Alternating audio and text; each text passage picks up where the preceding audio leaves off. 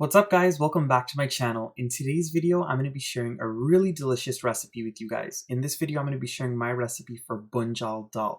If you guys have never had Bunjal Dhal before, it is basically like making a dal curry because it has the curry powder, masala, geera, and all of the classic curry flavoring agents. So if you guys are interested in putting this dish together and making it with some rice or some roti, or even drinking it by itself, then I hope you keep on watching because you're going to love this one.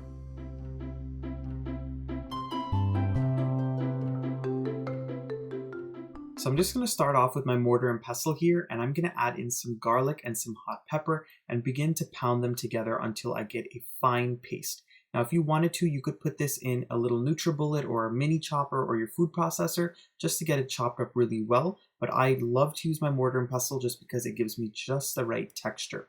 Now a lot of you guys always ask me where I get my mortar and pestle, and this one was from Amazon, so I'll have it linked in the description box down below. I have lots of great Amazon links to different cooking items that I have in my kitchen or things that are similar to what I have, and if you guys want to check those out, they're right below in the description box. Now once the garlic and pepper are ground really fine, you're just going to go ahead and transfer them into a little bowl.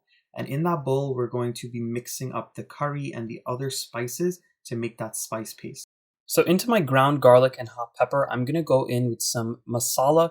This is my family's homemade masala. If you want to see this recipe, it'll be linked down in my description box below. I'm also going to go in with some roasted ground cumin, also known as geera. I also have a recipe on my channel on how to roast it and grind it yourself at home. That'll also be in the description box. I'm also going to go in with a little bit of curry powder as well as some turmeric or dye. Now, whenever I make my normal curries, I don't ever put turmeric in it, but being that this is dal, I wanted it to have a really nice yellow color, so I'm adding it in. All I'm going to do is put in a little bit of water, and I'm going to mix this up well to form a paste. Once you've mixed your spice paste up, it is time to start cooking. So in a heavy bottom pot, I've added in some oil, and as soon as that oil heats up, you're going to go in with a few cumin seeds or geera seeds. Basically, we're going to allow those to sizzle, allow them to pop until they get very dark in color. You don't want them to be black, but you definitely want them to get darker, so this way they taste rich and nutty. As soon as you see that those cumin seeds get nice and dark, you're going to want to go straight in with your curry paste or the spice mixture that we made earlier. Now you're going to see that my pan is smoking up a lot. It's just because it was a little more hot than I wanted it to be. So I'm immediately going to go in with a little bit of water just to loosen anything up from the bottom. So this way this does not stick and burn. Because if this burns, then your dal can taste bitter in the end. So I'm just going to stir this around and allow this mixture to cook for about 5 minutes until the oil releases back from the mixture and it turns a little grainy. My curry paste has been frying up for about 2 minutes at this point. It is not done yet, but I wanted to go in with a little bit of salt. The reason being is because anytime I make my curries, I always go in with a little bit of salt in the beginning process, so this way it can begin to flavor the entire dish, and the dish can have a very nice complex flavor. So I'm going to go in with the salt, stir it up, and allow this to fry up for about another 3 minutes until it dries up just a little bit more.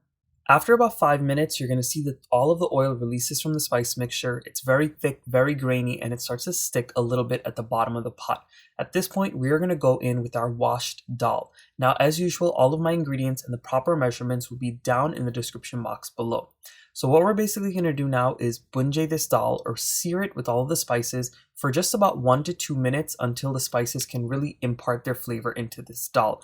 After all, it is called Bunjal Dhal, so that's why we need to do this step. After the dal has bunjayed a little bit with the spices or seared with the spices, we're going to go in with a little bit of chopped green onions. Now, if you wanted to add onions into this dal, you could, but I'm just going to go in with the green onions. That's just my prerogative today. But if you wanted to add in the onions or any other flavoring agents, feel free to do so as well. So once you stir those scallions in, you're just going to go ahead and add in some boiling hot water. And you have to add in boiling hot water because if you were to add in cold water, it's going to really stunt the cooking process and it's going to take a long time for that dal to come back up to a boil. So we don't want to stop the cooking process, we want to continue it. So I'm going in with hot water, I'm going to allow this to come up to a rolling boil, and then we're just going to allow the dal to boil for about 25 to 30 minutes, maybe longer, maybe a little less, just depending on the brand of dal you have, until the dal starts to fall apart and it is no longer super grainy. So this is the halfway point of my dal. As you guys can see, it's starting to fall apart a bit and the dal mixture is starting to get a little more thick. Now this is exactly what you want. We just have to cook it down a little bit more until the grains fall apart really well. At this point, you want to give it a taste for salt, and you just want to make sure that the dal is well salted, because if it doesn't have enough salt, I don't know what exactly it is, but the dal doesn't fully cook without enough salt. So it's been about 25 minutes since I first put this dal to cook. As you guys can see, the mixture's gotten really nice and thick and most of the dal grains are falling apart.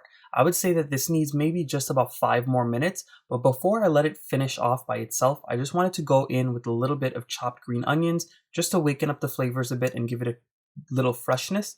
And what I'm going to do now is I'm going to gote the dal with my dal gutney. Basically just going to break up all of those dal grains and allow them to make the mixture really nice and thick and almost homogeneous. And after another 5 to 10 minutes of boiling, the dal has a beautiful texture, it's cooked down perfectly, and it is to my desired thickness.